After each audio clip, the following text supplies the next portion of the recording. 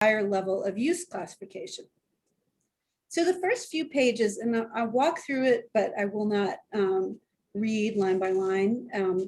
So the first few pages just tell us that we're reorganizing, and we're grouping the district into these, we're grouping the uses into these larger categories.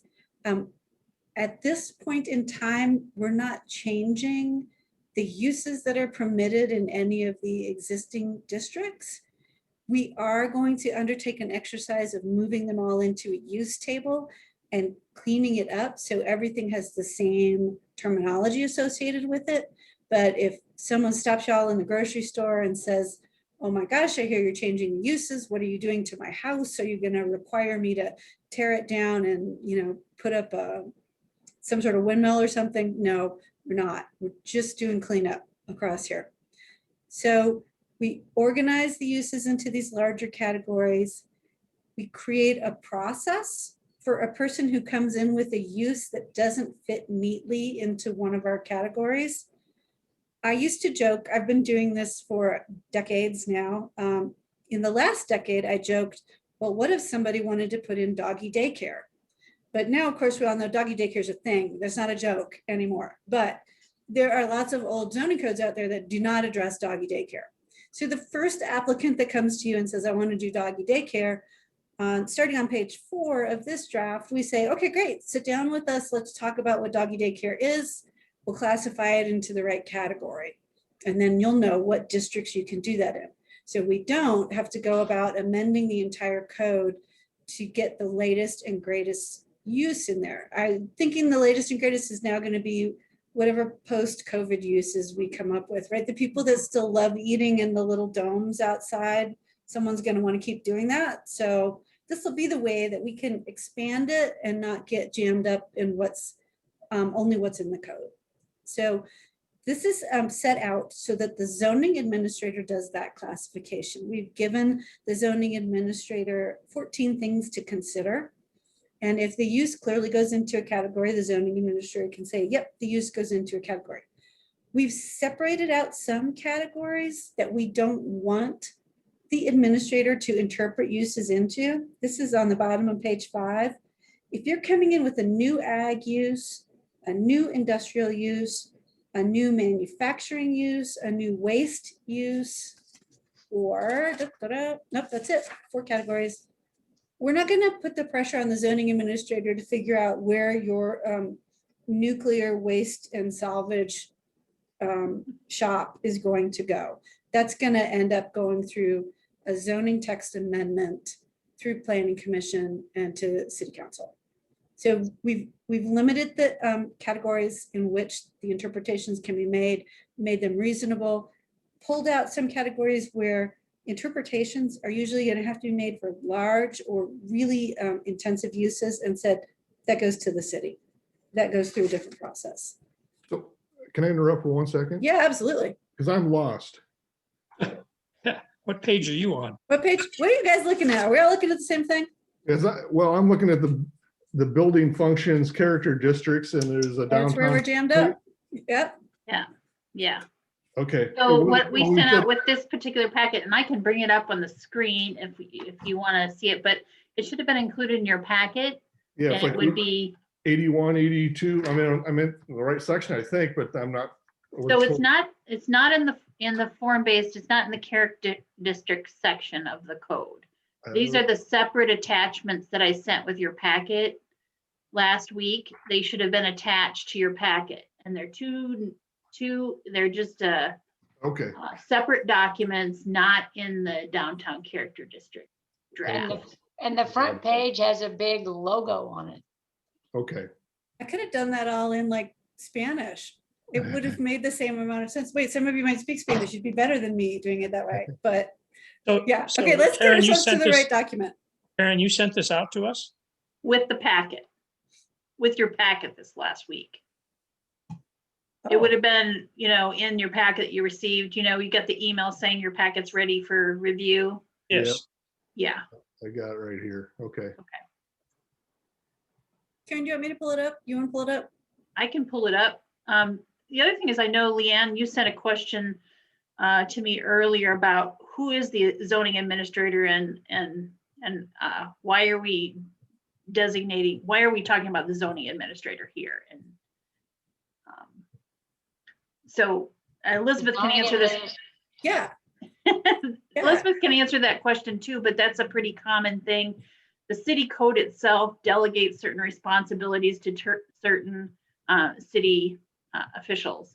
And in our zoning ordinance, the administration of the zoning ordinance and the enforcement of the zoning ordinance is the responsibility of the zoning administrator. And it also states right in the city code that the person that's delegated or designated as the zoning administrator is the planning and community services manager. So that actually is me right now.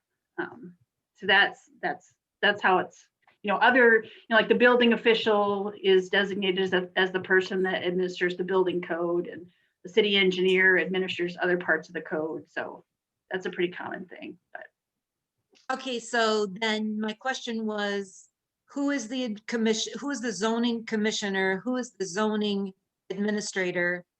And they are hired evidently by the city administrator and city council, or? well, you guys are zoning commissioners. So you're appointed by the city council. I don't know if there's anything in here about zoning commissioners. Yeah, there was ZRA and ZRC, I thought. The new committees, Yeah, the zoning review committee and the technical advisory committee. yeah. So the city, those are staff committees that are set up to help people. We have a technical advisory committee now, and that's the committee that gets together and reviews any applications that comes through the city for site plan review. So that's a committee that we help people with their applications before they get to the Planning and Zoning Commission.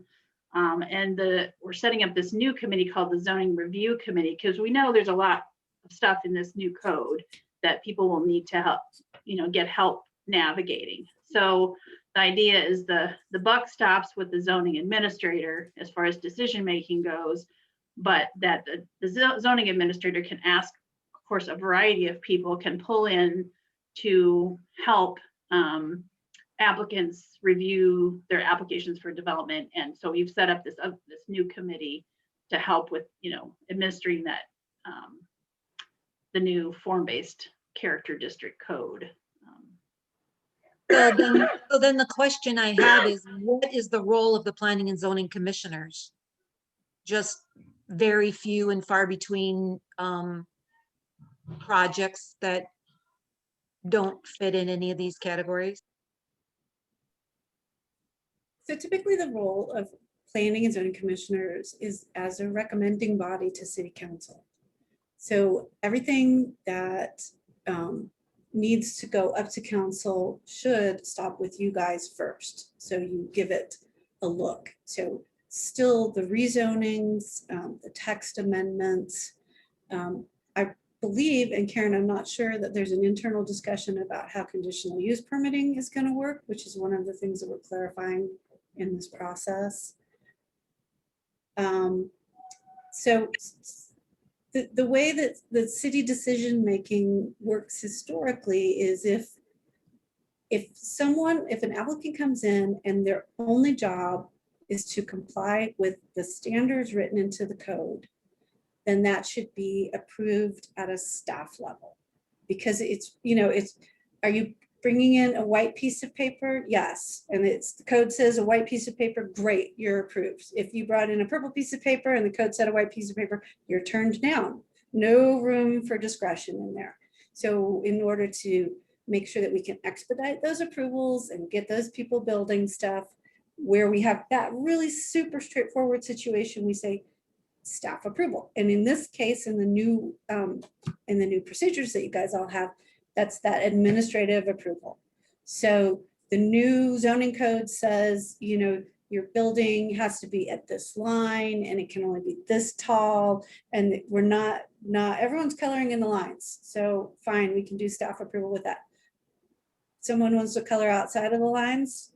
Okay, you can color outside of the lines, but now you're going to be thinking about a rezoning, and you're going to go to the planning commission, and you're going to go to city council, because now we have the bodies who are taking a much bigger picture look at the policies of the city and the regulations of the city. And they're kind of looking at it and going, well, maybe you comply. And it's our job to make decisions in that gray zone. So staff isn't not authorized to make decisions in the gray zone, but that's why we're here. And we're going to look at you and ask a lot of questions and see if you're going to do things the way that our city wants them done. So that's the distinction that we're making here. And we are, in theory, when we make changes like this, freeing up your time and council's time to take on those bigger questions and to think in terms of what's going on with the plan and what's going on with infrastructure and what's going on with the big projects in the city. Not, hey, did Bob bring in the right color of paper? So that's why we're recommending these changes. Does that make sense? Yes, and I guess my concern is I hope that it expedites projects for people that meet those criteria. That way it doesn't have to be held up in planning and zoning for 2 hearings and then council as well. Because I think that's one thing our developers sometimes, I think if we're being more specific with the criteria that they have to meet, then they can meet it. So I'm for That's the that. goal. Yeah, absolutely.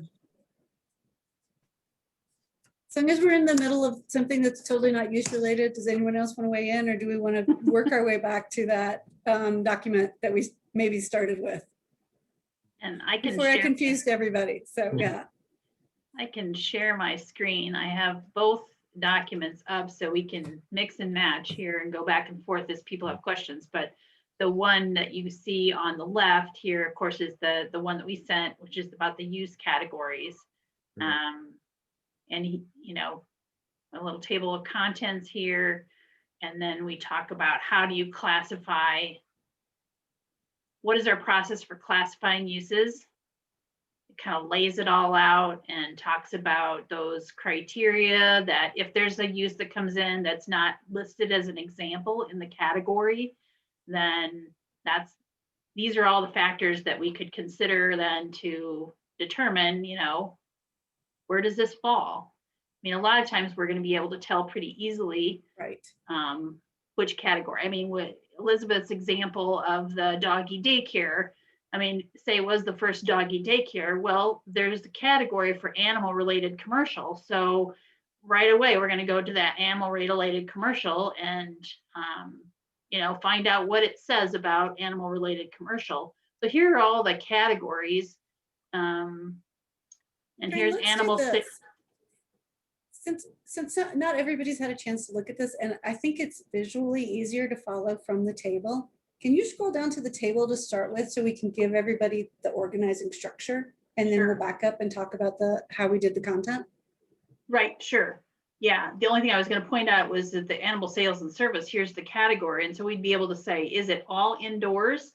Well, if it is, then it falls into this category. If it's outdoors, if they've got outdoor runs and play areas in their doggy daycare, then it probably falls into that category. So, so that way we can just, it's pretty easy to classify things.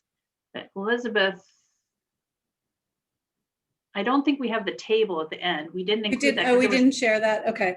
Because there was Okay. nothing in the table. It wasn't populated with anything Okay. yet. Okay. So as Karen has pointed out, we've created a number of really large categories. Karen, you want to stop here on ag uses? We'll use this one as an example. So agricultural uses. So as I was saying to you guys at the beginning, we're backing ourselves up to category. For every category, and we've got our categories are residential, civic and institutional, commercial, industrial, transportation and utilities, and agricultural. So those are really big categories. For each really big category, we give it a general description, like you see here for agricultural uses. Then if it's really easy to break it into a one level down category, which you can see ag, we can break ag into cultivation, animal ag, and agricultural infrastructure. So we build in that level of distinction. And then within each of those, we give it a description. And in many of them, we put in a list of examples. So our goal is to make it so that all of the uses that come into Cedar Falls can find a home in the right category. And this helps define what those categories are. So if you guys think over to the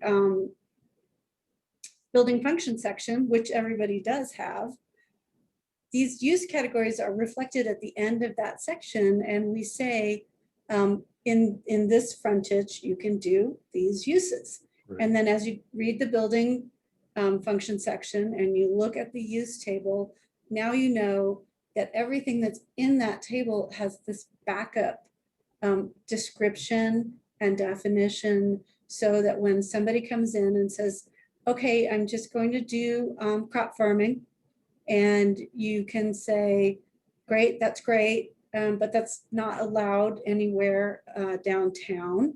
These are the things that are allowed downtown. So we start getting to a place where we've got the categories that are generally applicable, and then we make them specifically applicable to the different frontages in the downtown, or the different character Right. areas in the downtown. And then in the rest of the code, we'll use this to update and make one master use table for all of the zone districts. We have that table outlined, and we're going to work to get it all populated, and then we'll share that with you guys and make sure that we all understand it the same way. Yeah. So And that will- I'm going to stop and see if that's making sense, and see if Karen wants to add more explanation to that, because she's got more history with how you guys look at this stuff. But that's kind of where we're moving this forward, and it'll help the code stay current. Yeah, and I think one of the advantages of having this kind of classification system in the zoning ordinance is because it becomes frustrating when, over time, we've added different new zoning districts. And then in one zoning district, it says service station. In another zoning district, it says gas station. And are those the same? Why do we call them different things? What do we mean by that? And when there's no classification system and nothing that we can turn to, it becomes harder over time to manage all these gigantic lists of examples of uses that are allowed. And it allows us to be more consistent and thoughtful about how we treat each zoning district. And thinking about these larger categories, we're trying to group them into uses that make sense together. Like, if you're going to group, that agriculture, plant related agriculture cultivation is different than animal. So we wanted to create a category so that we could say, well, maybe in some places we are going to allow, and then we have these subcategories as well. So maybe in one zone we want to say we're not going to allow animal agriculture, but we are going to allow plant nurseries or community gardens, for example. So we can call those specific things out, and then everybody knows what they are because they can go to this section of the code to read the description, and just know more specifically what we're talking about. Karen, another benefit, although I know they don't have the table yet, is when you literally have all of the classifications and the subcategories on the table. If someone comes in and says, I want to do, I don't know, one of these categories, I want to do a plant nursery, and they're wanting to do it on a piece of property in a certain district, and you say, oh, it's not, you can't do it there. But because you would have the table, you could very quickly say, you can't do it in the downtown character district, but you can, I can look at the table and say, you can do it in these 4 other districts or whatever. It makes it consolidated in one place, and you're not flipping through the districts to figure out, okay, where all can I do, this activity. Right, yeah, that's a very good point. And it makes it much easier for the planners when we do get calls from realtors and people that are just wanting to do something in particular, but they want to know where in Cedar Falls they can do that activity. And so then we can just say right away, you can do it in XYZ zones in the city. So if you are working with a realtor, look for properties that are in those particular zones. So really, it's a chunk of background work to make the code easier to use for people on the outside of the code. And after today's conversation, you may never get into these categories and mess around with the uses that are listed there. And we can hopefully bring you a completely populated use table that is lovely and finished after we sort out why we have gas stations in some districts and service stations in others. And it won't actually feel like a lot of change on the outside, but it creates a lot of functionality inside the code and for the code users who have to interact with it every day. This provides a consistent method of interpretation and a lot of predictability about what to do moving forward.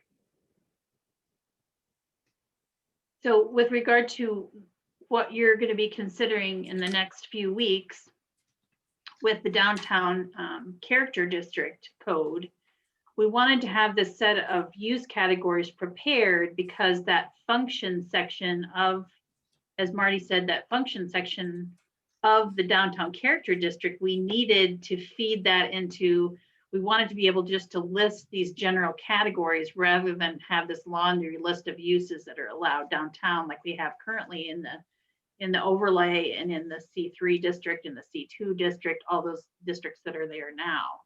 So we needed this overall general category system. We will not have the whole use table populated, in this, for consideration in this point, in this process, because that'll take a little bit more work to look at all of our zones. That's more of an overall code cleanup item that we certainly want to get to, but it won't be included with what's going forward right at this moment. Well, that would be too much fun to have right now anyhow. We have to save some of it for down the road, right? I have a question just about the way it's structured legally. These uses, as we're defining them, kind of redefining them, if I'm thinking about it right. This is something that pertains to this downtown code change and eventually the other zones, if I understood you right, Karen. Right, Okay, that's the and goal. So the way this would be adopted, does this particular set of language have to be kind of then adapted to each one, or is there kind of a singular source for it that will be that the other zones will be referenced back to? Does that make sense? It does. I'm nodding at you, Kyle. This is Elizabeth. Okay. We're going to have to do some back and forth cleanup because our goal will be to not change anybody's existing use allocations, right? We don't want to make you non-conforming through this process. So, so we're going to, as Karen said, we created this particular list to move forward with the downtown code. And then we will start doing that background work across the rest of the code and identify all of the spots that will need to be amended in the current regulations and clearly let people know how we're bringing them forward as is. And if we find there are conflicts between the uses as we've described them here and the uses as they're defined in the code. And just as a side note, hopefully that's not the case because we have been working from the definitions in the code to get ourselves here. But it's possible we might have some spots that we have to shake out. And then we're going to try to figure out how to move forward in a way that creates the least amount of change for existing uses and take it forward from there. So I think we're going to need to consider everything that you brought up as we do the rest of the work for the existing code moving forward. Does that answer the question? I think so. I just, if the aim of this is to simplify, I just wanted to make sure that if we're working our way towards a new definition of uses, that this is that these definitions are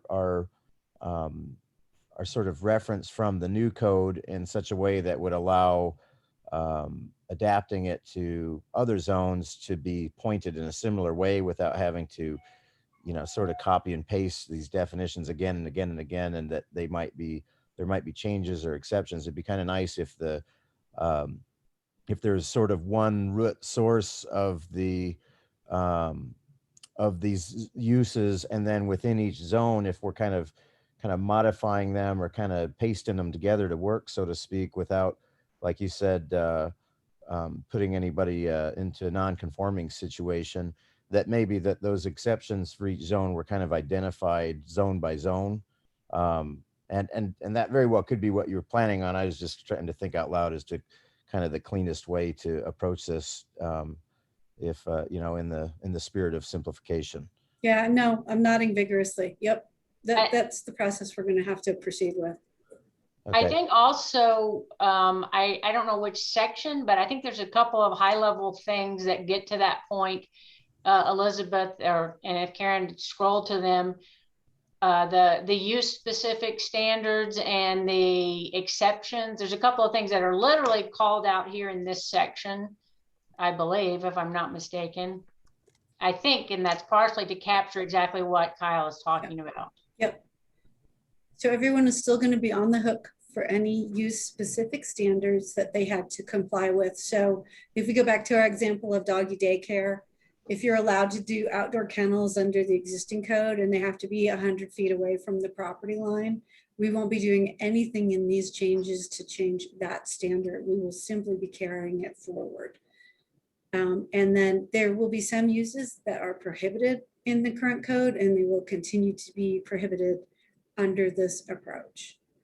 So again, and I know I'm repeating myself, our goal is really clean up at this point, and we can get ourselves to 95% cleanup, and then we'll have 5% of stuff that we have to talk about and figure out, you know, because the current code didn't treat everything exactly the same way. What's our best way to move forward and make sure that everyone's treated fairly? Right. And so the other thing I would say is this lays the foundation then for further discussion about, I mean, our goal from the beginning of all this effort was to start with the downtown, move to College Hill, but with the goal overall to get a whole new zoning ordinance.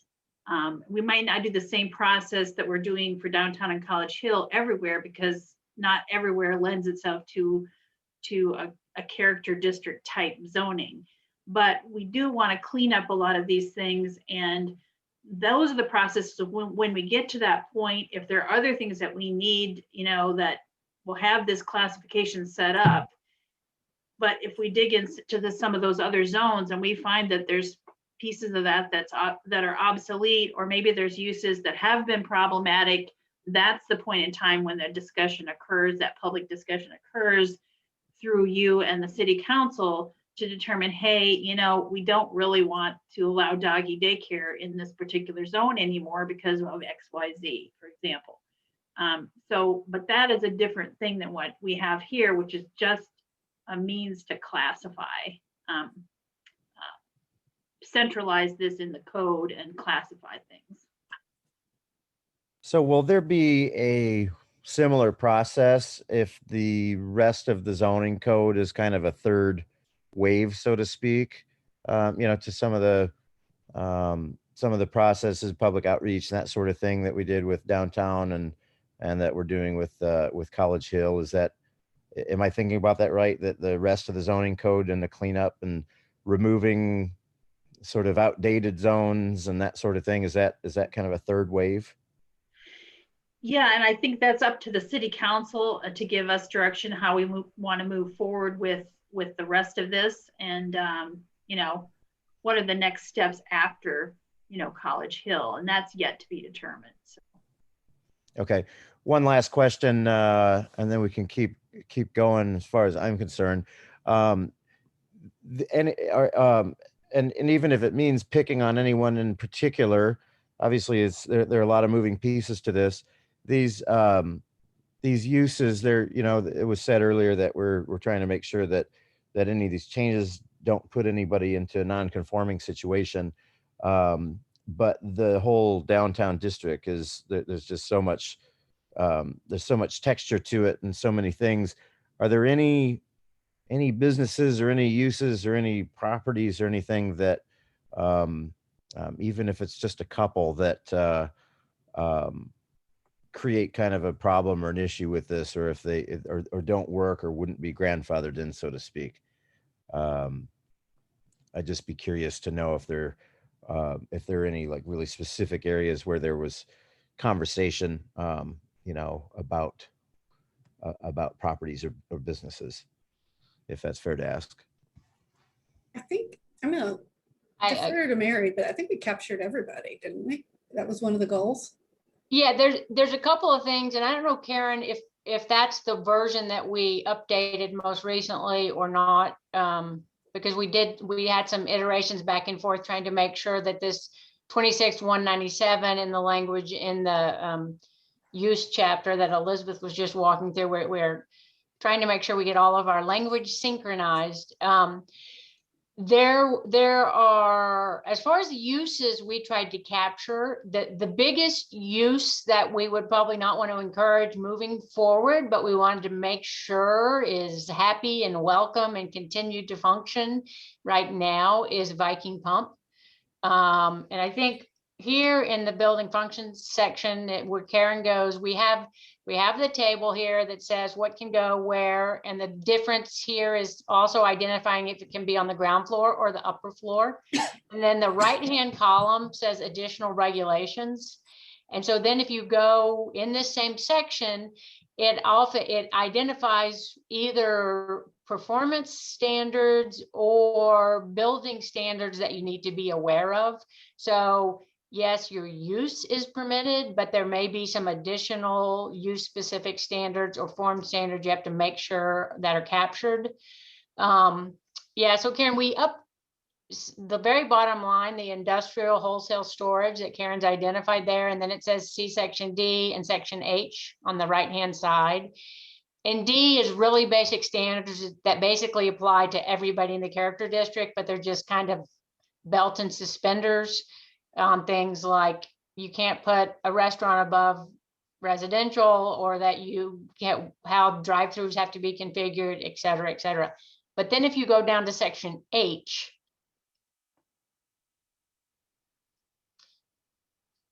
because we knew very much that Viking Pump is there and it's really important, we drafted this standard clearly saying, I mean, we don't say Viking Pump, but it was written with them in mind, that if they exist as of right now, they would be considered conforming and they can continue functioning and they can, work on their building and whatever.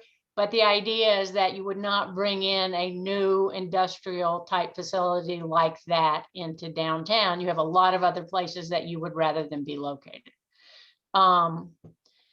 There may be a few other things that we can touch on when we get into the administration that'll make maybe more sense. There are going to be some people that have already sent Karen comments, for example, that are on the edge of downtown and that are in traditional suburban configurations. So they're like a fast food restaurant that sits in the middle of the parcel with parking on all four sides, etc. There's nothing in here that will tell them that they have to change anything that they're doing. If they want to tear their building down and build a new building, then the expectation would be, then they need to meet the build to and they have to meet the standards. But in the admin we're about to get to, there are rules that if they are just going to do an addition or something like that, we have set up a procedure of what pieces of the new downtown character district would apply to them. But in general, we really were not trying to make anybody non-conforming. There are a couple of uses that people told us they wished weren't in downtown, or it's not the best use, but they are there now. And so vehicle repair was one of the other ones that we basically will make non-conforming downtown, right, Mary? Yeah, but we also created the different categories. So if you go back up to that, is that in the heavy commercial? I can't remember now. Oh, no, it's the one above heavy commercial. What is it? Auto, gas stations, vehicle sales and services. So yeah, we have some specific things in here with the idea, again, that you don't want to encourage them. What would be permitted, what would not be permitted. So there are some differences between this section, this function section, and what's currently in this central business district overlay. A lot of the uses are the same, but there are some additional things to fit it into the way we're thinking about where uses should be in the building. For example, so you want to look at this function section, carefully. And if you have any questions about that, there will be, some new things here that are not currently in the overlay. But we tried to keep the uses themselves similar to what's allowed now, but maybe have some additional standards that make it more clear, that you can and can't do certain things, and they're not just a list of uses. In other words, it gives some standards on what has to happen with those uses. So you will see some differences here between the current regulations and the new character district code. Are there any other ones, Marriott, in specific that we want to point out? I guess it's the use of the storefront spaces. We had some restrictions there because those are special spaces.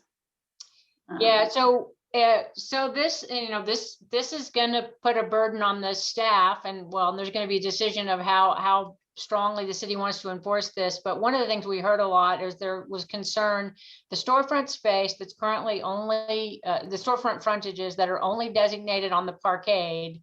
There was the concern that those really need to be retail and restaurant, and the building should have, big windows, et cetera. So the way this is currently written, I believe it's that the first 30 feet needs to be an active retail or service use, but that someone could still have offices on the ground floor, et cetera. But offices with closed windows and shades, et cetera, really just kind of create a dead space on your prime pedestrian oriented street. So it doesn't say you can't have it in this location, but it says that it can't be in that storefront space that's right there along the parkade. So there are some fairly specific corralling parameters. There's not a magic to 30 feet. I'll just say that before anybody asks. Some people do it as shallow as 20 feet. Some people have done it 50 feet, but it's a reasonable space for someone to be able to do a retail. So if someone actually splits up a building, et cetera, you can have a coffee shop, you can have a place where people can drop off their dry cleaning. You can have a pretty small, shallow space, and it's actually, we were talking about this earlier this week, it actually then makes that space more affordable for small local businesses, and there can be something else going on the ground floor, but it's just trying to keep an active use. If you get as shallow as 15 feet, then you're really probably not creating a functional space for much other than an ATM machine. We found that 30 feet is a reasonable distance, but I'm not going to say it's a magic number. Now, I can't say for certain that the new building at 302 Main Street, because it wasn't developed or designed with this code, of course, but it has some of those principles in it. There's a banking function that happens. The banking offices take up a large portion of the first floor of that building, but there are several retail spaces that are carved out as separate storefront spaces. You'll see on Main Street, several doors there. There's space for new retailers, small retailers, to go in there in front of the offices in the bank, which are behind. Now, the bank has an entrance on Main Street, but if you go through that entrance, the actual office space is actually behind those other two retail tenant spaces. So it follows some of those principles. I can't tell you for certain if it exactly meets all these, but that's the idea, is your active uses are on the parkade, and then some of those other functions can be in other parts of the building. Karen, and I think even if I'm remembering correctly, if you scroll down, staying in commercial, we have the financial services, I believe. Yeah. And so we actually wrote it that way. So if heaven forbid, a bank actually still has people working as tellers so that people are walking in, that kind of space could be in the storefront space as well. But what you really don't want is people's private offices that are, shades drawn, et cetera, and the people are not walking in and out. Mary, I have a question. So we have a couple buildings down on the parquet that don't meet this requirement. Yeah, And like you said, we're not gonna make them put windows in or whatever. But if the building sells, what will be our stance? well, I don't know if that's the opening for us to jump over to admin, but we actually have developed something, and I'm not going to try to explain it all until we have it in front of us, that the unofficial name, we call it a trigger chart. It actually is, I think, called the table of proportionate compliance or something. So I'll give Elizabeth credit for those names. But the idea is, if you're just changing use, then there are certain standards that may come into play. If you're adding on to the building, if you're renovating, depending on what someone wants to do with an existing building, then different levels of the new code will come into play. I'm not sure if that makes sense, just that short summary, but it is the idea that if people are investing in the building, you want the buildings to become more compliant, not less compliant as you move forward. Should we go ahead and jump into this? Because we'll get to that table in about a second here. Unless somebody has more questions on either On the the uses or the uses, yeah. building function chapter. I'll hold Leanne's question in my head while we figure out if there are any more use questions.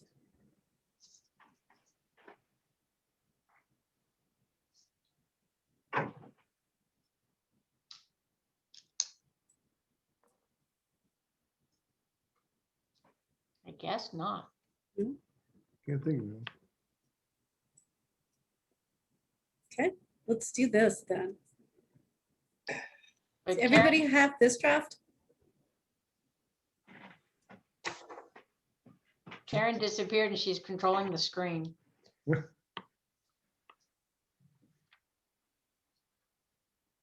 There she is. I'm sorry, I had to step away for just a second.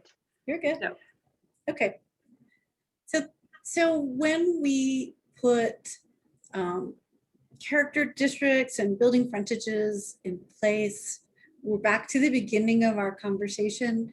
We want to make sure that the code allows for administrative review to the maximum extent possible. You, as a community, have gone to the effort of putting very specific standards in place, and the upside of doing that for applicants is that they should be able to move through the process fairly quickly because there aren't a lot of determinations to make. So we're proposing clarifying the city's site plan review process in this administrative section. We are also adding what Mary described as our trigger table, our proportionate compliance, and that is we're specifying how applicants have to comply with the new standards when they make changes to existing properties. And then finally, we create a minor modification process that allows an applicant to go back through that administrative review or ask for it in the first place when there's something about the regulations or the site that's fairly minor in applicability, and that clearing up the problem would allow the development to proceed. So I'll walk through this administrative section unless someone has a question they want to ask at the very beginning. Okay, let's do this. So let's scroll down, Karen.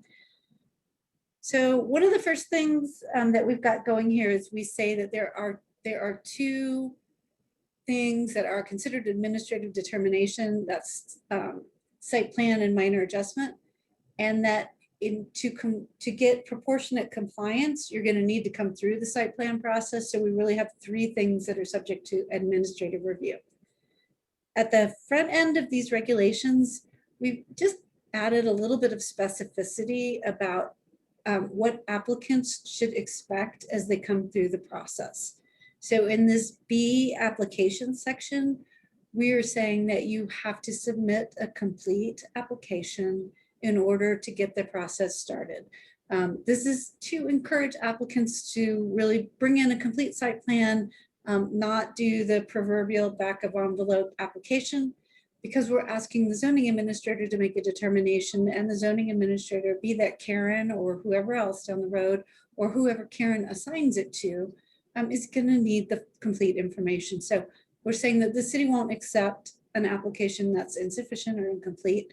The applicant's got to make it complete. We also say, and this is what Leanne hit earlier, that the applicant is going to potentially interact with the zoning review committee. We've certainly set it up so for site plan review, the applicant's going to meet with the zoning review committee for a pre-application conference, and that the zoning administrator can refer an application out to the zoning review committee or the technical review committee. And what we're trying to do here is allow the zoning administrator to get some eyes on the application, some specialty review of, be that design or materials, or is the, are we putting the utilities in the right location? Any sort of oversight of the site plan that might be helpful to making sure that it's in compliance with the code can come from recommendations from the zoning review committee or technical review committee. I would imagine that Karen will use these processes more for more complex applications and perhaps less for more straightforward applications. But we wanted to make sure that the opportunity was there in case, having a few more eyes on the application is helpful to helping it go forward. So I would just comment here is that this is what you, the Planning and Zoning Commission doesn't often see, is this is actually, we do have a technical review committee currently, and we have that process for all of these site plan applications that come through the city, and also rezoning applications. This is the place that all applicants start. And that the reason we have that set up is because then we have everybody at the table. We have planning, engineering, we have CFU. That was kind of a one-stop shop. We have the building official in those technical review committee meetings so that we can give advice to the applicant on all the different aspects of their site plan. So it will continue to be the case that most of these applications will still have to go through the technical review committee so that they get all that information at once, and not have to go down to the building official and over to the engineering department and check with CFU. We can get all that information to the applicant right away through that committee process. What this does is add one more piece to it for those that are in the character district, because we have these new standards to be reviewed through that zoning review committee process, because those are different kind of standards than we have been used to administrating in the past. And we may not need CFU to look at the building design, for example. So we'll set up a different committee for that, which includes the zoning administrator and also the building official, who will be, of course, issuing the building permit eventually. And our building official, Jamie Castle, also happens to be an architect as well. So that will be very helpful on that review committee. So go ahead, Elizabeth, take it from Okay, there. any questions on how that works? That is, I don't know if everybody knows this, but that sort of one-stop approach at the beginning of a process can be really helpful to an applicant. Not having to hunt down that information is a way that the city is streamlining the process and making sure that there's an opportunity for conversation up front. So that you've been doing it and that you keep doing it is just really good practice. Okay, so review and decision making. This is what we talked about at the start of our meeting. The applicant submits the application, the zoning administrator reviews the application against the code. If it's consistent with the code, it can be approved, and if it is inconsistent with the code, it will be denied. And there's not a lot of wiggle room in there. If we are processing applications that have a lot of wiggle room, this isn't the process for them. So we have this in here so everyone understands that the expectation, there is just that place for minor adjustment, and we'll talk about that in a minute. We built that in specifically. So in certain circumstances, the zoning administrator doesn't have their hands tied. If we need to make a 5% adjustment to a project that's good for the site and beneficial for the community, then by all means, let's make that happen and make the project move forward. So if we move down a little bit, Karen, thank you, to site plan. So the way this is drafted, we're starting out with a site plan is required for all applications in a character district, any application for development in a character district, and then requests for specific structures or architectural elements in the district that are in front of the required building line. So there would be some minor structures that would be allowed to go through in the character districts without having to do site plan. But for the most part, if somebody wants to develop in the downtown character area, they're going to need to bring a site plan in for review. The way this is drafted right now, we've also set it up so that applications for non-residential development or multi-unit dwelling development in the traditional zone districts, so outside of the downtown character district, also are required to come through for site plan approval. So that is a very common way to do this. I think that if we did a survey across Iowa or the Midwest, we would find that many communities take a similar approach. Sometimes it's done entirely with building permit, and sometimes it's done separately from building permit. We've called it out separately here to make sure that the process is clear and to make sure that applicants are able to work with the city before the day that they want to pull their building permit. One of the things that you're going to see moving forward in Cedar Falls is there's going to be just a little moment of change. And so if everybody knew how this worked before and they knew they could time out, it's going to take me 5 days to get to building permit or 6 months to get to building permit, because we're changing the regulations, we want to make sure that we have an opportunity to talk to applicants and help them understand how to comply with the code and what their timing is going to look like, and making sure that we're really clear that the site plan process applies is going to give them that. So we clarify the application procedure. We built in the decision criteria, but again, these are the plans consistent with the city's codes plan. The plan is consistent with any prior approval. So to the extent that something else was approved on the site, you can't use site plan to wipe that out. And that the site plan conforms entirely with the city code of ordinances. So nothing really in there about anyone can come up with new conditions or anything along those lines.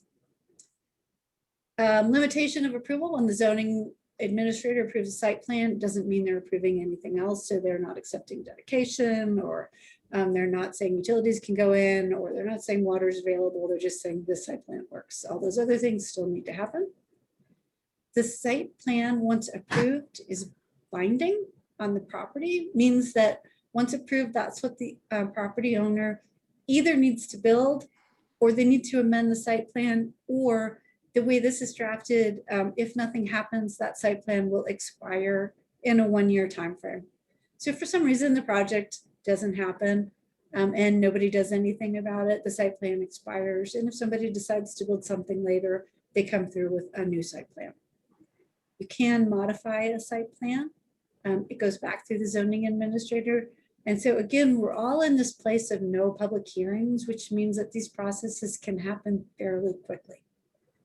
So I'm going to stop before we jump into proportionate compliance, because proportionate compliance is a bit complicated, and just make sure everyone's with us on this site plan process.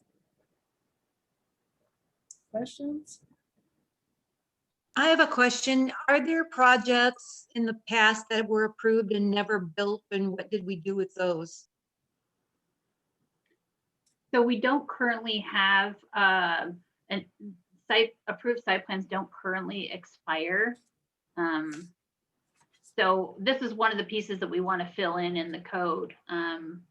We do have a few instances where somebody changes their mind and they went through the site plan process, and then for whatever reason, they didn't go through with the project. So it's kind of been in limbo a little bit until somebody brings in us a new site plan. Why 1 year?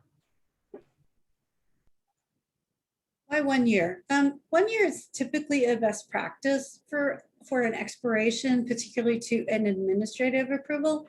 1 year gives you enough time to deal with financing issues that you might have. It gives you enough time if you find you have delays in getting materials for construction.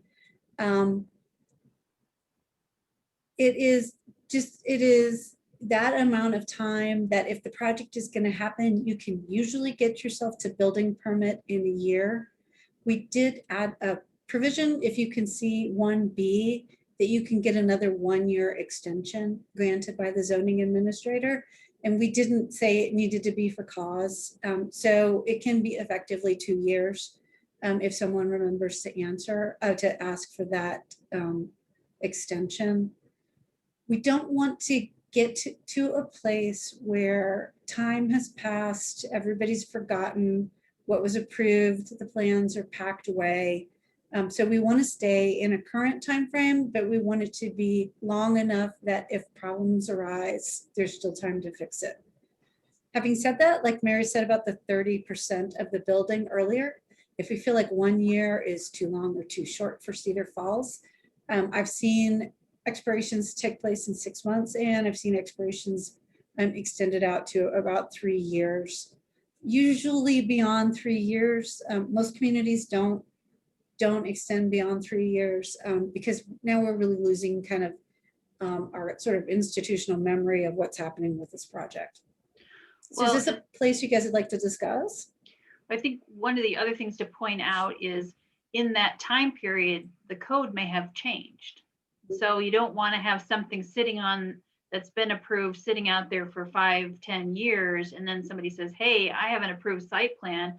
I'm going to build this building. And since that time, the city's changed their comprehensive plan and we've changed direction and changed the zoning. And now somebody's going to put up something that really doesn't fit with what the vision is for the community. So that's another reason to have a specific expiration date on a site plan. What is the expiration date now on a preliminary plat? I was thinking it was longer than a year. Preliminary plat is 2 years.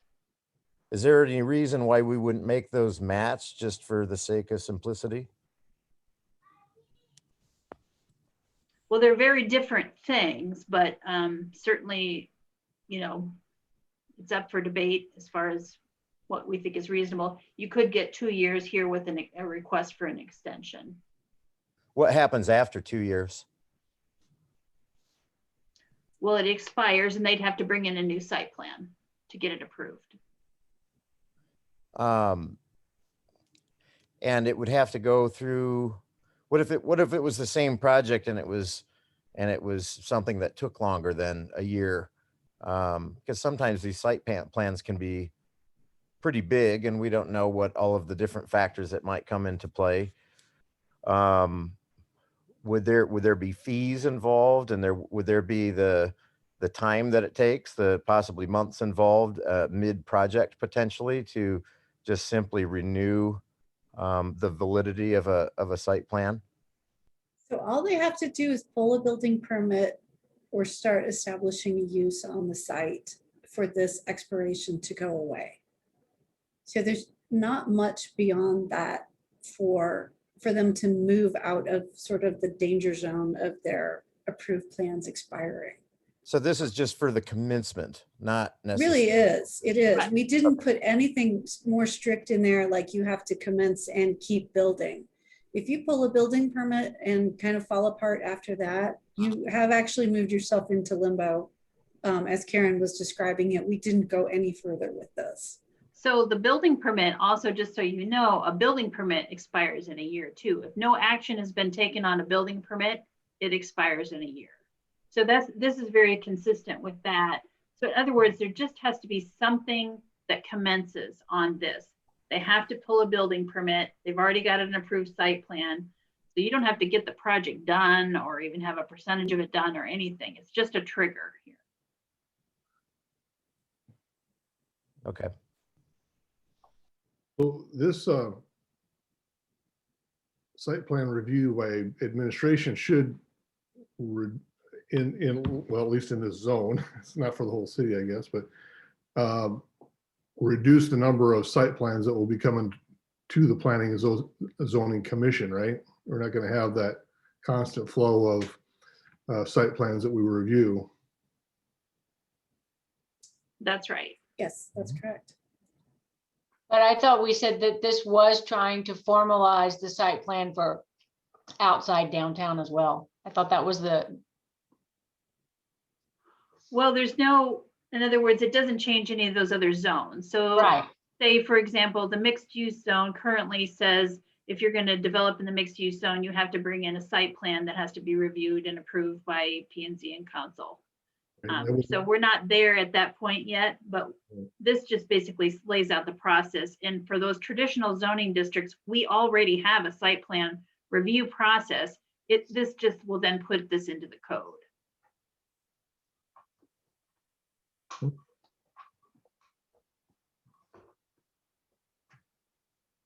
So there are some zoning districts that don't require P and Z and council review. Some of the oldest zones in the city don't require Right. review. So Right. you don't see those site plans are just reviewed and approved administratively. Right.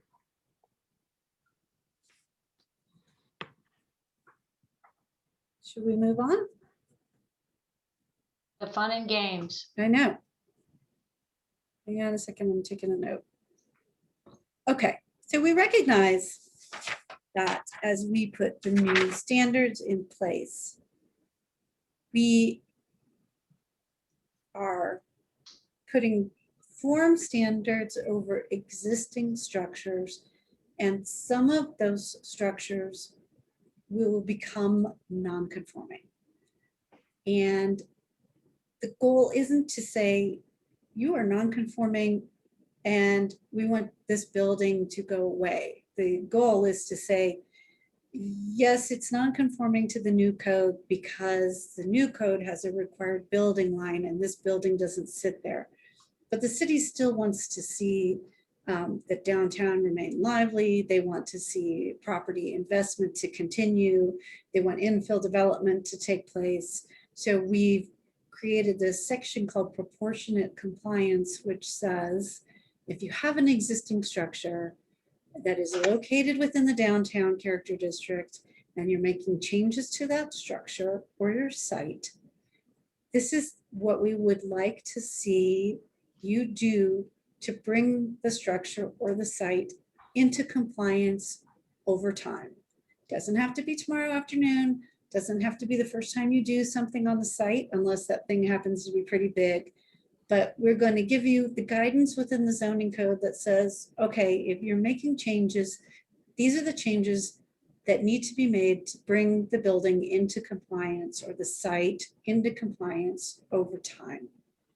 And so this table takes a moment. Honestly, it took us a month or two to get this to the right place in terms of balancing the investment and expectation of the property owners against the vision of the downtown plan and the goals of the city and the community moving forward. So we've created this table which says, okay, here in the gray rows are the things you might be doing on your site. So you might be doing fully new construction, and that's going to require full compliance with this code. And I'm sorry, I stated that backwards. Here's how much you comply with the code based on what you're doing. So this is what these rows are. So if you're doing things like new construction or expanding the building area more than a certain percentage based on the footprint of the building, the existing footprint of the building, and or you are doing new, expanded, or relocated parking, we're going to require full compliance with the new character district. So these are the situations where there's so much going on the site. Either it's completely new construction or there's so much reconstruction going on that it is really close to new construction. We're asking comply with the code. So that's one category of development or redevelopment, but we know a lot of property owners do things incrementally and they don't, really go in and tear down the building and rebuild the building. They do a variety of different things. They expand the building or they make facade improvements. And so we said, okay, also there are going to be these categories where you are required to partially comply. And we established it so your partial compliance category is in keeping with whatever else you're doing on the site. So let's say your change is strictly a change of use. So you're a change with no building expansion. I'm taking out my restaurant and I'm putting in a nail salon because everyone's going to come out of COVID and they're going to want bright purple nails. But they learn to cook at home, so I don't need a restaurant anymore. Okay, so for change of use, I have two categories of compliance, and they're in keeping with the change of use. I have to comply with the uses permitted in the character district, and I have to comply with signage. So that's it. That's it. Unless I am doing a use that requires more parking. And we had a statement above, and I'm not going to ask Karen to come off the table. Do we have a statement above that says if you're doing something, change of use that requires more parking, you're going to have to comply with the parking. So there's no proportionate compliance on parking. There's proportionate compliance on where the parking area is and how it's designed, but the actual stall count, you got to get to the required parking. So let's say I have a smaller building. My building is under 2,000 square feet, and I am doing some expansion to the building. I am blowing out the back of the building, or perhaps my building sits back and I want to bring it forward because I want to line up with everybody else. And so we broke this category of small building change into three types of change that we might see in this construction. So there could be minimal change, which is an expansion of 0 to 40% of the gross floor area. If it's minimal change, we aren't going to expect that the building comes up to the required building line, but we are going to say, okay, build it within the buildable area and build it so that the parking setback line works with your site and structure. So meet these criteria that account for the fact that you might not be coming up to the required building line. Let's say I'm still that building owner, but I'm doing a lot more change. I am really tearing down the building. I'm changing 75% of my gross floor area. So my compliance standards are going to be slightly different. At this point, I'm going to need to comply with the fenestration standards, which I think you guys already talked about, which I didn't have to for my smaller expansion. And I might find overall that I'm doing more compliance with some of those other standards. And finally, I might just be doing facade change. So I might have something on my facade where I decide it's dated, it's faded. I can do better in renting or leasing space in the structure if I spiff up the facade. And so if I meet the criteria that are listed on the next page, which we'll get to in a minute, I will probably need to meet the fenestration elements of the standards. I will probably need to meet the facade projection elements of the standards. And so also materials and configurations, maybe signs if I'm changing my sign. So we've tried to come up with this graduated approach to you're making a change.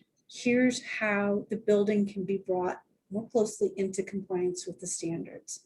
You can make other changes that are different on other parts of the building. We ask that you don't make the building more non-conforming. So if there is a parking placement line and you're making an addition to the back of the structure that would cover where the parking should be, and that's not covered now, odds are good you're going to get turned down for that change because that's going to increase the nonconformity of the site. And so that is kind of the really high level discussion. It tends to make sense at a really high level, then it gets blurry in the middle somewhere until you've had a moment to think about it or walk through it. I'm going to stop talking for a second and see what Karen and Mary caught that I didn't explain well, and then we can jump into questions about this. What can you show people what the footnote number 3 is, just because that's off? Okay, I just,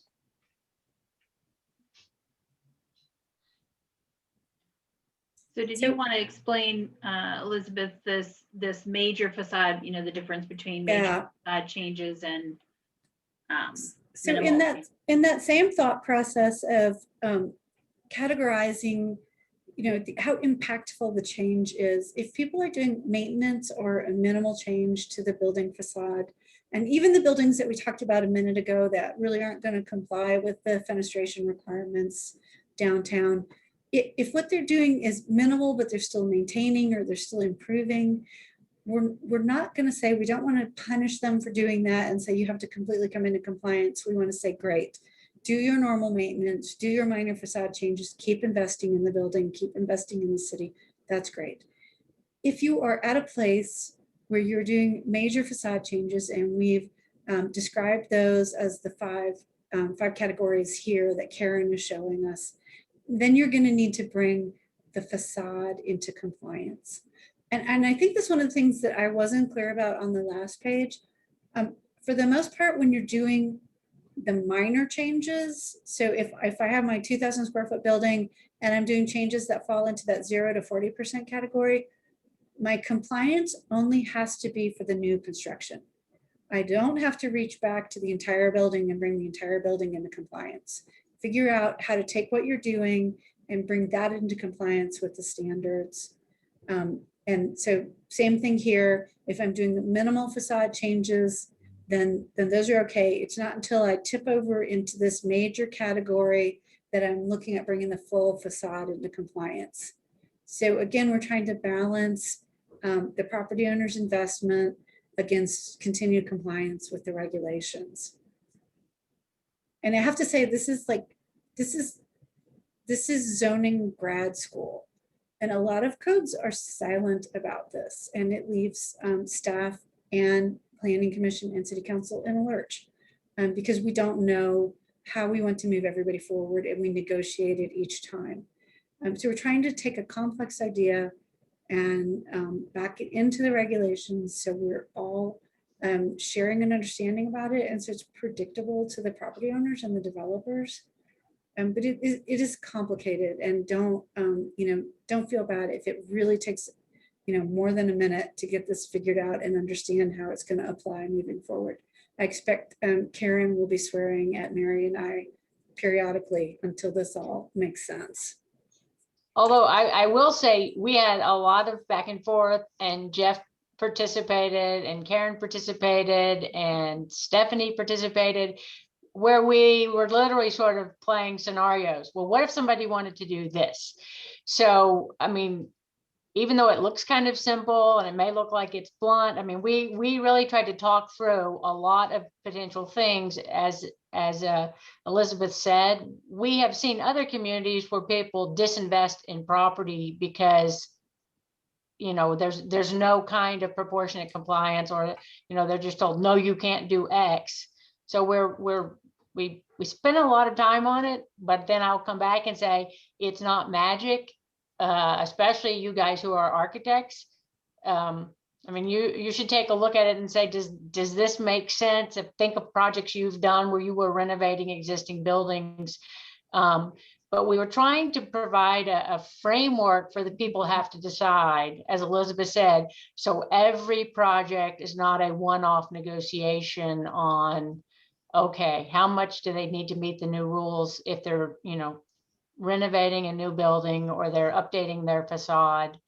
And just things we've seen people do that were really unfortunate when they're dealing with existing buildings. So, Mary and Elizabeth, I have a question. And do you have an example of communities where this has been implemented, and how did it work or didn't work? Or do you have any examples? yes and no. I mean, most of our codes have some level of a compliance chart. It's kind of hard. I mean, it's kind of hard to say they did it exactly this way, because we were working through on what Karen has seen and issues that have come up for the planning commission to deal with, et cetera. It's it's a, it's a pretty, it's a best practice now that I think more communities are doing. We did it as a percentage basis because that's more straightforward. Some communities do it on a financial basis, which gets a lot more complex because you have to know the current appraised value, and then you have to know how much are they spending on what they're doing. So there are different approaches. Because you all have the community Main Street and the issues with the parkade, et cetera, we tried to delve in a little bit further, I think, on the facade than we sometimes do, but it's pretty common in the codes that we have worked on. Yeah, I think I've been doing these for probably 10 years now. And they evolve each time, and they're each a little different based on the excuse me, priorities of the community that we're working in. Like Mary was saying, you know, the facade changes here we might not do elsewhere. I think that the other difference between this and some of the other ones I've written is that there are in the past, I've worked with communities who have said, well, we just want to negotiate it each time. And, you know, I think that, you know, reaching back and talking to some of those communities, I found that, you know, that just, it doesn't work as well to do it that way. So this is I think, as Mary said, how the practice is evolving, but you'll still find communities out there whose codes are completely silent. So is there something that would be helpful to you to know that other communities have bumped into or made changes to? Or are you just curious if we're, you know, putting you in line with kind of what is going on in good code practice out there? What are we trying to understand about the code here that we can maybe answer in more detail?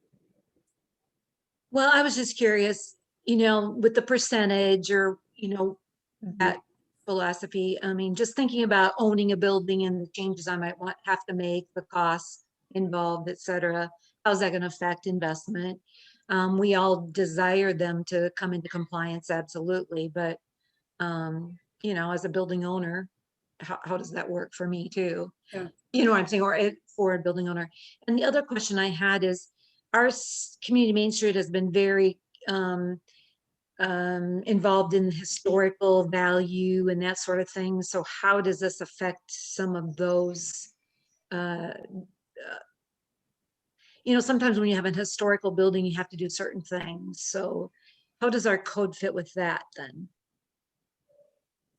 Karen, do you want to take that one? We tried to stay cognizant of it in drafting these standards, and I think Karen's going to tell us that. So with these major facade changes, that's one of the things we tried to keep in mind is we don't want somebody, for example, from what we understand from the community and the visioning process that we did, we want somebody to take one of those premier storefront buildings, historic buildings downtown that has these beautiful detailing on it, and somebody to take it and rip off the cornices and, you know, completely change it. So if somebody wanted to do that, they certainly have the right to apply for it, but it would kick them into then a major review. And then we would have to say, well, that's really inconsistent with those elements, that architectural detailing is really integral to the style and period of that building.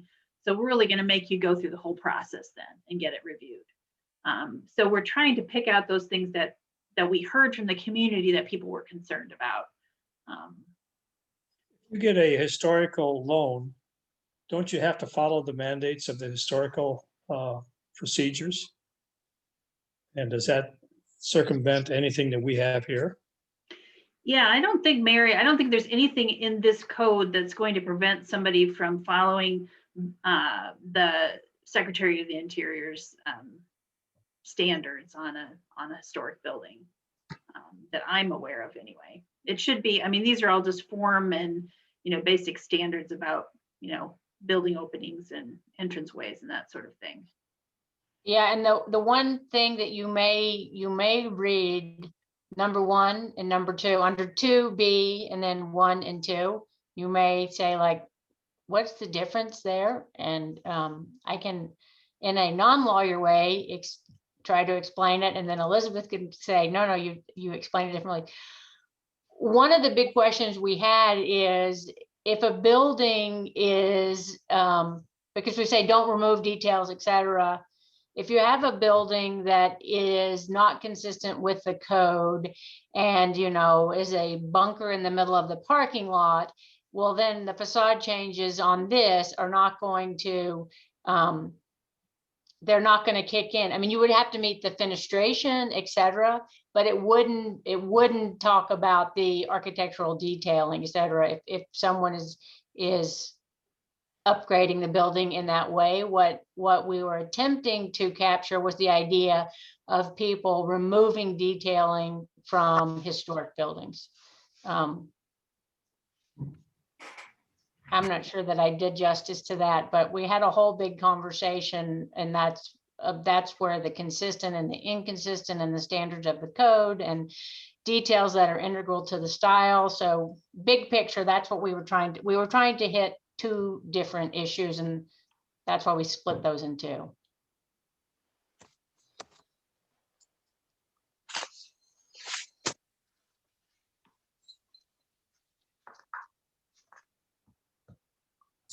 Should we move on? I'm peeking at the clock. We just have a little bit more to cover. One important thing that Karen's about to scroll onto on the next page is this proportionate compliance has a 10-year look back process. So we want to keep track of work that took place on the building, and as it accumulates over time, this provision says at some point in a rolling 10-year period, if you move from minor changes to major changes, then you'll trigger that next category of update.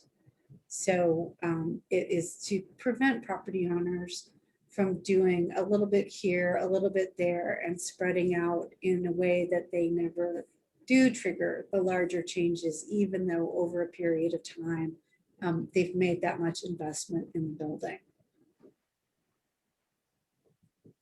Okay. You can't do 5 projects in a row to do one giant project. Yeah. Yeah. So, right. So, yeah. The last section in here is the minor adjustment section. And this is sort of a safety valve. And so we recognize that there will be projects that come in that can conform with just about all of the regulations, but there's something that's a problem. And the city will want to see the project. It's a good project. The neighbors will like it. And what we don't want is someone get jammed up because something in the regulations could be adjusted, minor adjustment, and that would allow that project to go forward. So that's if you're coming in and you've read the code and you realize that there's a site-specific issue. This minor adjustment process also works for minor construction issues. So someone could get out on the site and realize that whoever was there before left bad as-built drawings, and all of a sudden there's a sewer pipe running through your site that you didn't know about previously, and it's gonna be a major problem to move it. But it's not a major problem to just slightly adjust the regulations. So that person could come back into the zoning administrator and say, hey, I've just bumped into this. Maybe it's that, the bit of topography that I have on the site is a little worse than I thought it was, because I am, I've got something running over and I need to move the structure somewhat. So this minor adjustment process is meant to attend to problems that we see up front and problems that we bump into. And it is driven by a list. Karen, if you'll come down to the list of minor adjustments. So all of the standards that you guys have gone through and thought about, the building form standards, placement standards, to the extent that a minor adjustment won't make a significant change in those minor adjustments have been listed here. So an applicant can look through this list and see, oh, okay, I didn't, I had my topography wrong, the grading went wrong, something along those lines. I'm gonna, have a 5% height problem. Okay, you know what, that can be adjusted for in the minor adjustment process. So we took the word minor pretty seriously here, and we've drafted these in a fairly restricted manner because we don't want everybody to be able to, come up to Karen and say, well, I'm gonna need a 50% adjustment to get, my street wall in place. It really needs to be minor.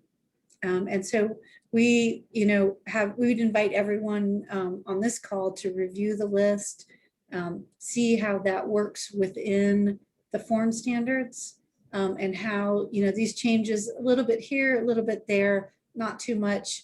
You're still going to result in the character and form that the standards contemplate, but this is going to allow a little movement on site to the applicants. So I don't know if there's anything in particular on the list that Mary or Karen you want to point out before we go into the materials stuff. I will just highlight before Leanne or anybody else asks it, why did you do this or whatever?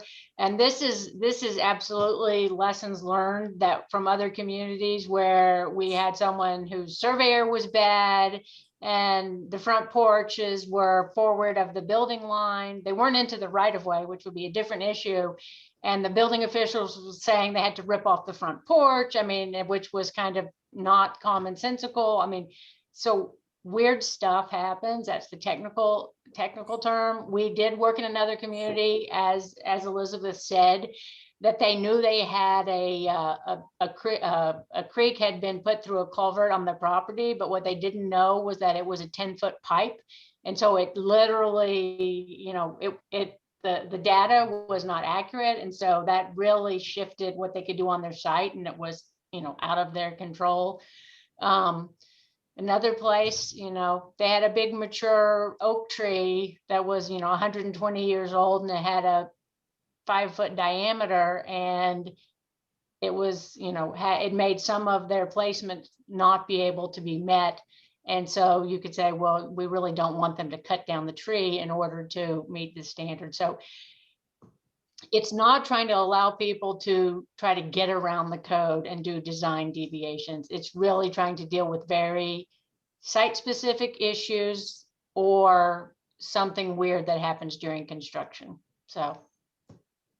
Because otherwise the process is that you have to go to the Board of Adjustment and get a variance and all these things. And as you know, a variance has a really high test. You have to show that it's almost a taking in order to get that approved. And so that's a really high bar for something that's just fairly minor and that everybody would think is reasonable. And so it's nice to be able, as the zoning administrator and the planning staff and the city in general, to be able to say, obviously that all makes sense. Our hands are tied. We don't want to get to that point where we're saying our hands are tied and we just can't move this 6 inches or something like that.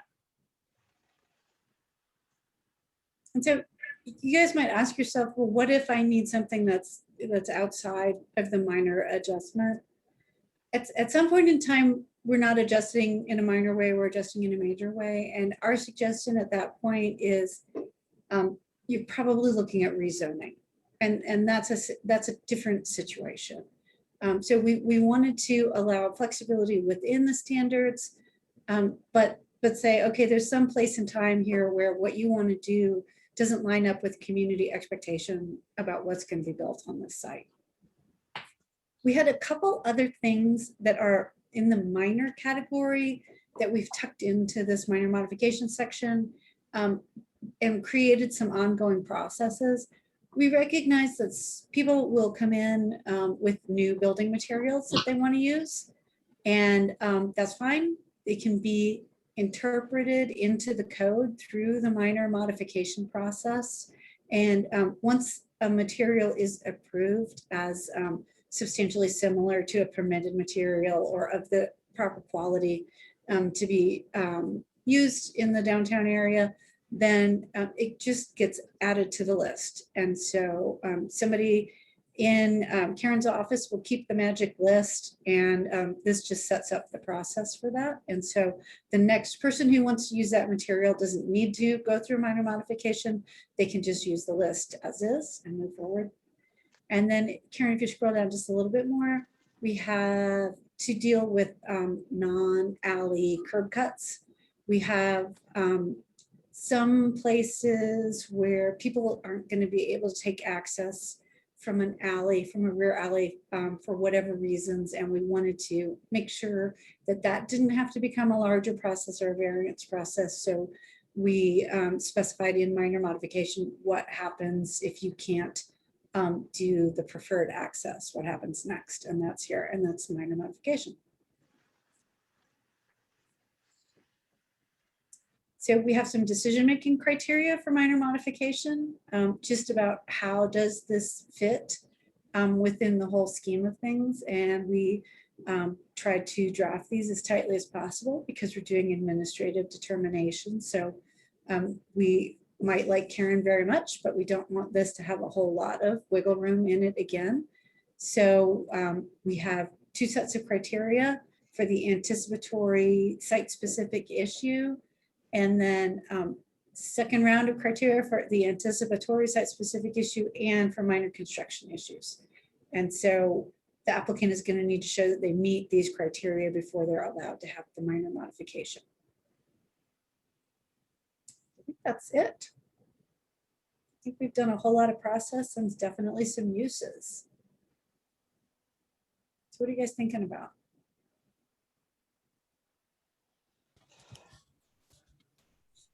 While we're talking about materials, I've got kind of a question, and maybe maybe the answer is lying in there and just right in front of my face and I'm missing it. But it seems there are a lot of areas that fall into these character districts that are just regular houses now. And if I'm reading into this right, if somebody wanted to re-side their house, just an ordinary house, they would not be able to use vinyl. Am I interpreting that correctly? I think, yes, you definitely are. And I think this was Kyle talking. Yeah, sorry. We did talk about this a little bit when we went over the architecture standards. And so, we acknowledge that this is a point that is, it's a small p local political decision. And so we sort of laid down a marker and we set the bar high. And I think it's something that you guys may want to talk about. Do you want to have that standard or not? We have found it's usually easier to start high and lower the standards. If you start low, it's really hard to come back in and say, oh, let's raise the bar because we're getting too much of X, and we really wish we wouldn't have allowed that to start with. So as currently drafted, the vinyl siding would not be permitted. There's a few different ways. I mean, you guys definitely need to talk about it.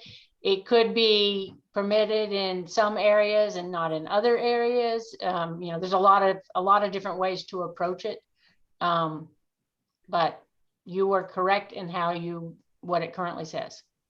So with the proportionate compliance, though, there was a question, I think Ms. Sears sent me an email asking, or somebody sent me I had a couple of emails on this particular issue. And one was, okay, if my house currently has vinyl siding on it, and I just want to replace it like with like, I think that would then fall into one of those categories of maintenance. And it's like, okay, you already have vinyl siding, we're just going to let you replace it with new vinyl siding. As long as you don't violate some other aspect of the form standards when you put that siding on that's different than what you had before, for example, and you're bringing it into compliance to the extent possible.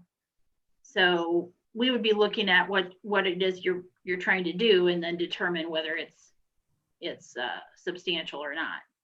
So if we're talking about a house, and maybe they were going to do a substantial addition, then just like the buildings downtown, because when we're reading through all these triggers and all these different things, it's easy to think about when we apply it to a historic building downtown. But when we when we apply it to you know, a house that's been let go for, you know, a little bit of time, it starts to feel a little bit more unrealistic, I guess, in some circumstances. So if a house were being added onto, then maybe it would require these extra considerations. And if I'm hearing this right, that if they were just replacing existing vinyl siding, that'd become a maintenance thing.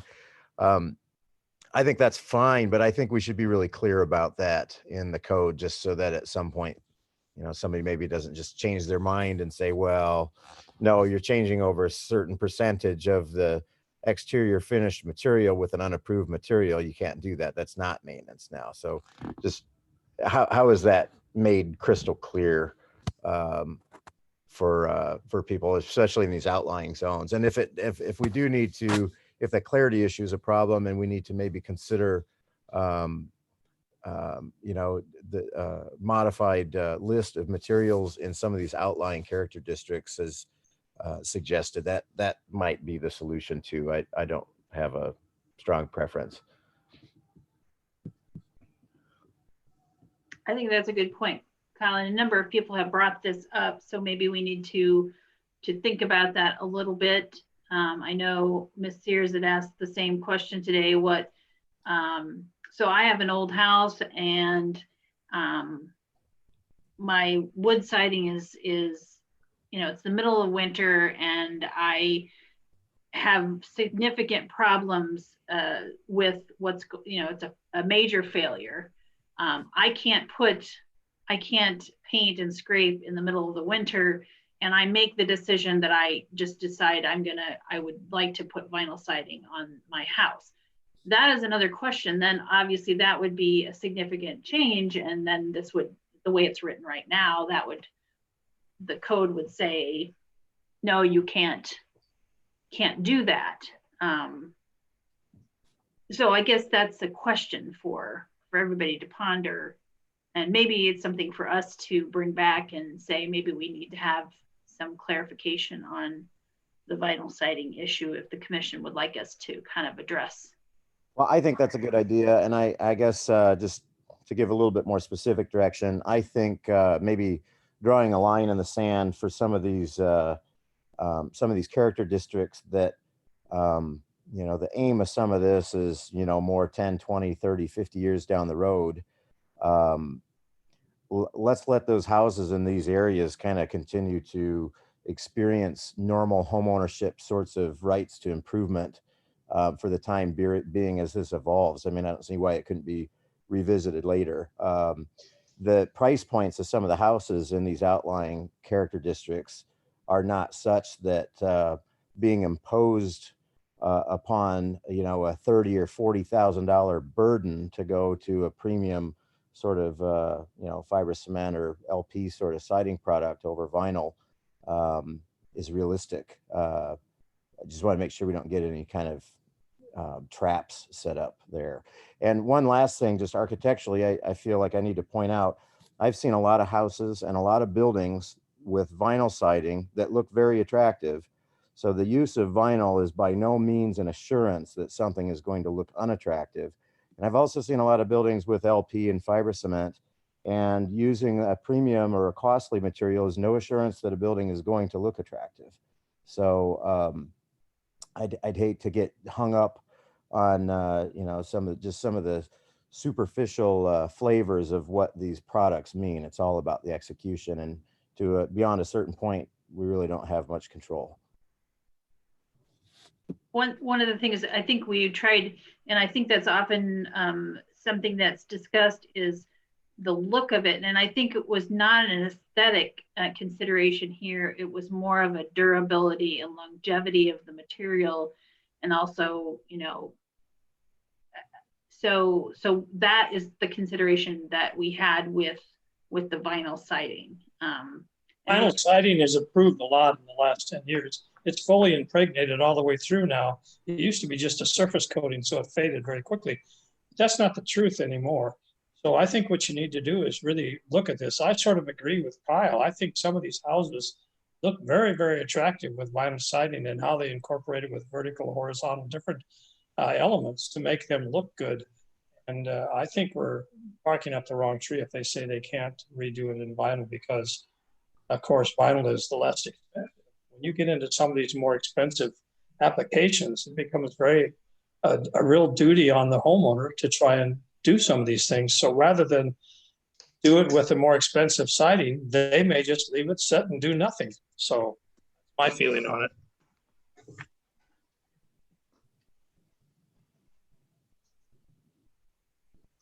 So maybe we'll put this into our decision matrix here and come up with some pros and cons and some alternative language that might be something to consider for this particular issue. Perfect. While we're talking about exteriors, when we're talking about one of the triggers for facade changes, item C2B4, altering, closing, covering windows, doors, or transoms. So the closing or concealing of window openings or door openings, that part makes a lot of sense. But there's this one word that really sticks out to me: altering. Is replacing a window or door considered within an existing opening considered altering, or is that considered maintenance? I can tell you, and we are happy to figure out what the right word is. We had altering, we had changing. So I believe what we talked about, and I thought it was still in there, is that if you're replacing, that would not be altering. But I thought we were talking about it as far as, changing the opening, not. So we landed on the word altering, but there definitely could be a different word, or, ways that we could try to clarify this. You might want to think about maybe rather than altering, saying substantially reducing, or something like that. Yeah, and we had it both, there's different standards. So sometimes getting bigger is not always better depending on what it is. But the other route to take is to come up with a definition of alteration, so that it's clear that we're not talking about just replacing like with like, and somebody's coming in and putting in a new window. That's not what we're intending to talk about here. I think that's your solution, actually. There's a house in kind of that midtown area that I drive by every once in a while. It's a wonderful brick house, and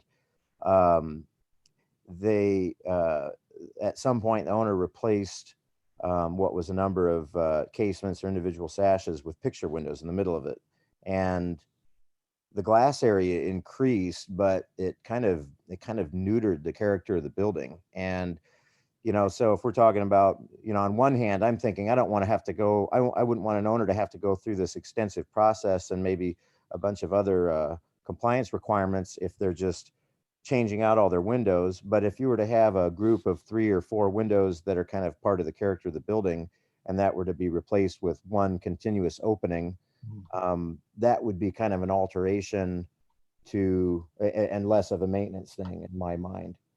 So I think there are kind of two extremes of this. And so I think, Karen, your suggestion of defining what that is probably the right way to go. Mm-hmm. Well, this is some really good discussion tonight, so I appreciate the feedback. The proportion, the non-conforming sections of zoning ordinances, in my experience, are the toughest sections to write regulations, because there's just so many. You can't imagine all the variation and differences that things will change over time. So you're trying to anticipate to the extent possible and come up with some reasonable ways to deal with those things. But there may be, we'll start out with something we think will work, and it could be that we need to tweak it a little bit along the lines if it's not quite working the way we anticipate it working. So I have one last thing about that 10-year time frame. how will that be? How will that be tracked, I guess? And I think I understand the aim of that, but one of the things that that kind of makes me a little bit nervous is if someone's to do a certain amount of things aggregately considered maintenance, and at some point that prompts a look back for compliance. What kind of financial impact could that have, or would it negate improvements that had been made to date, or would it just apply in going forward? And I guess a follow up to that is, or just a concern is that if someone thought that they were going in for a simple maintenance approval, does that what happens to the time frame involved if they just wanted to do what they thought were something fairly simple, and then all of a sudden it takes 6 months, 8 months to get through this process? And then the last thing, it says by property owners, and so is that just current owner? Does that reset when the property changes hands? Sorry for all the questions, but they're all kind of circling back to the same Mhm. thing. Maybe just some clarification of how that's supposed to work in practice.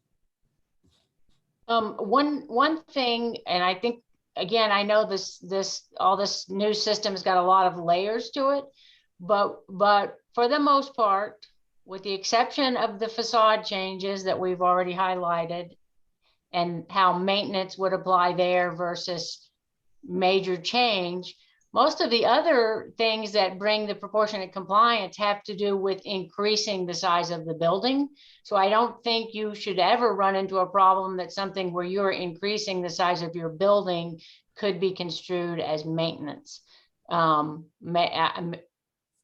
That still doesn't mean there might not absolutely be something weird, some kind of weird hurdle that comes up.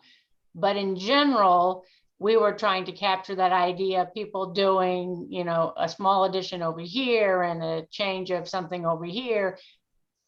That was not just the facade. That didn't just throw you into a major facade change. Okay, so if we're talking about a renovation and not an expansion, theoretically someone could affect 100% of the square footage, and it wouldn't necessarily fall into one of these expansion triggers. Am I thinking about that right? And as I revise my thinking. Yeah, if it's strictly internal, then the thing that you might trigger is more parking, depending on what you do once it's renovated. But we had a discussion about, there was nothing internal that we wanted to use to trigger external changes. Okay, that makes good sense then. Last thing was just that I had was just a note that I forgot to ask about earlier. This is kind of a follow up to one of Leanne's questions about change of ownership. This is back way back into when we were talking about uses. A change of use prompts reevaluation with the compliance of uses. If a building were to sell and a new owner or tenant to come in with a like use that is no longer an allowed use, does a change in ownership but a continuation of the use, does that still grandfather in, or does a change of ownership automatically reset the way the use would be evaluated? Does that make sense? Yes, I know my answer, but I think what's more important, Karen, is how the city currently treats that. So if it's not a change in use, you're grandfathered in. So if I have if I have the repair shop and I'm going to sell it to somebody else that's going to operate a repair shop, even though it's not a use that's currently allowed then, or will be allowed, I can continue that for however long. And that person could sell it to another person to do a repair shop, and that will continue to be a non-conforming use, but it's grandfathered in until somebody wants to change the use to something different. Once it changes to something conforming, it can't go backwards. There is another caveat, which we did include if you go back to building functions, which is if the use just goes out of business, it doesn't change. And I don't have it in front of me. I should. If it is non-functioning for a set period of time, then it also would lose that non-conforming status. Right. And that's a pretty common thing in a zoning ordinance, Right. I think. What is that period of time? I'm trying to get back to that section. I want to say it might be 12 months. I can't remember. It might be. I was thinking we started at It's 12 24 months. months and it got reduced. Oh, there it is, right there. I missed that. Where is Wait, right there, gas stations. Hold on. Ooh, slow down. it? Sorry, make you dizzy. It's C, the last item in C, upon the abandonment of the station. Oh, no, we reduced it to 6 months. 6 months. So that's for this particular use, right? Right. Right. I don't know elsewhere, what else you have in your code for other non-conformings. Do you have a time frame if it You know, I ceases? don't know if we do. So that might be something we want to year. put into. You have 1 year in the existing code. Do I have 1 year? Yeah, you do. Elizabeth's been deep diving into our current code. Speedy research. It's, if the non-conforming use of the building or premises is discontinued for a period of 1 year, then the use needs to be brought into conformance. All right, and that's regardless of ownership. That's just from operation ceasing to Yeah, exactly. recommencing. Okay. I guess I don't think that's unreasonable. Is there any reason why this wouldn't align with that, just in keeping things simple? Or are we trying to discourage a certain use with this one? It maybe looks like. Well, from the outside perspective, I can tell you that way back when we did the initial charrette for downtown and we did the strengths and weaknesses exercise, every map that was produced had a giant red color on the auto body shop that's on the edge of downtown. I can't remember now. Is that on 6th Street? And Yeah. I don't know, maybe one of you owns it, but that was very consistent that people were like, that should not be in downtown. The specifics of 6 months versus 1 year, I will defer to Karen's feeling on making it parallel with the other. I don't feel strongly about changing it. I was mainly asking the question and just, making sure that we're clear on what we're doing. That particular property, I've always been kind of curious about how much gravel is there when landlords of houses seem to get shoved around so much for a little bit of gravel in a driveway. But is what it is. I have a question for Marty as an architect. How do you feel about all this, Marty? Yeah, generally pretty good, I think. Nothing's struck me as, too out of bounds at this point. I know someone from Marty's office we had a work session offered for development professionals. And invited, a number of architects and developers that had been working in the downtown area. And so brought up a good question, had a question about a building material that we've listed styrofoam and foam products as being on the prohibited list. And he brought up the product of Vipon that's often used for architectural detailing to like replace or restore buildings.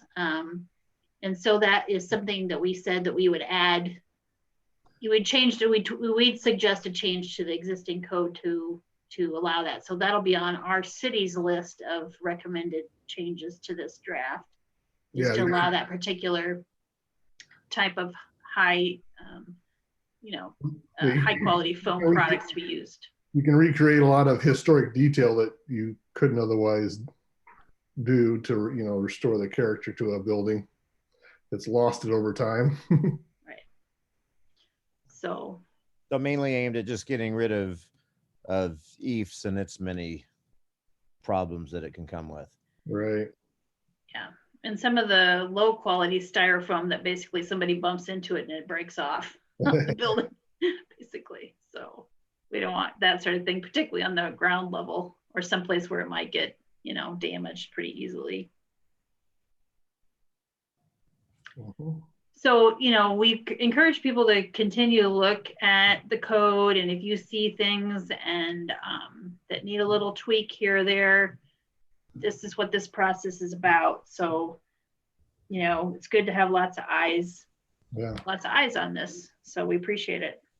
One thing, and while we're just throwing stuff out there for future follow-up, just not to be too random here, but I was looking through the College Hill documents pretty recently, within the last few days, and I got kind of hung up on the sidewalk surfaces and pavers.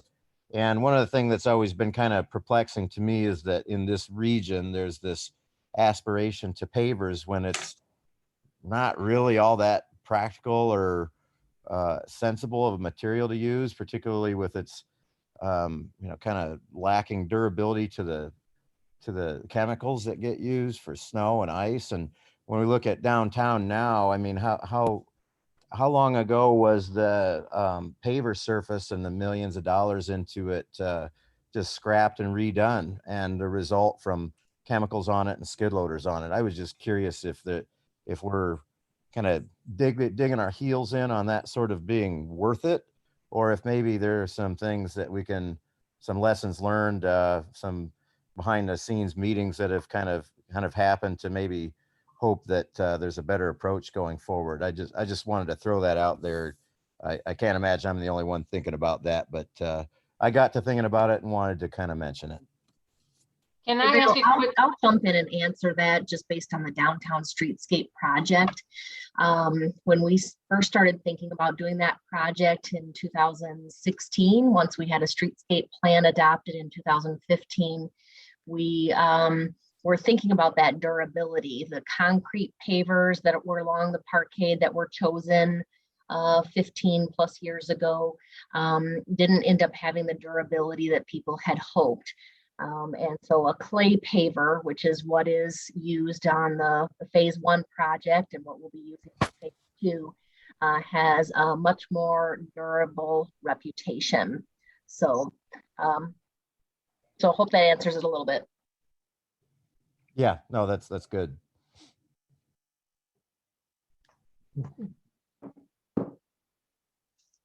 Can I just ask a question on that, just because I want to make sure I understand it as we're jumping, but I don't want to totally jump to College Hill. Was there something in College Hill that seemed like we were advocating for the sidewalk paver? I don't remember us mentioning them one way or the other, and I just was curious about what. I don't have those specific notes with me, but Okay. it seemed like there was some language just saying, you know, that sidewalks and you know, pedestrian walk areas had to be this or this in these areas. And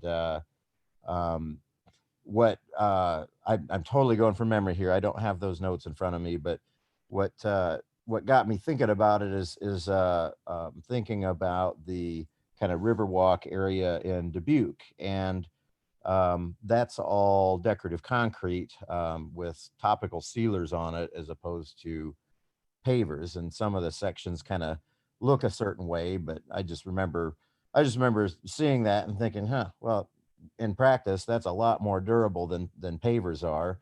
Are we imposing pavers anywhere, and is that the smartest thing to do, if anything, from a financial standpoint, practical factors considered? So we can certainly get into that when we're talking about the College Hill plan, but I think there was some confusion about that the plan is about regulations and standards, and we're not at that point yet with this. This is about talking about the vision for the area, not Right. zoning standards or specific specifications of, so there seems to be a little bit of confusion there that we can try to clean up or clear up at the meeting. So we shouldn't try to stray too far from our agenda here, since this is just a work session about the downtown code. So I'd like to save some of those questions for your meeting next week. Is there anything else that we need to cover tonight, or everybody's free to go to drink green beer? Or Yeah. I'm ready. Eat your cabbage and corned for- beef. Yeah. Yeah, time for a little carryout order, I guess. Also, I appreciate all the hard work that you put into this and yeah. I know that I have a few more notes for next week, but this is awesome. Thank you. Yeah, thank you. All right. Well, I don't think we need to have any formal adjournment, but everybody have a great evening. Yeah. All right. All right. Thanks, everybody. Take care.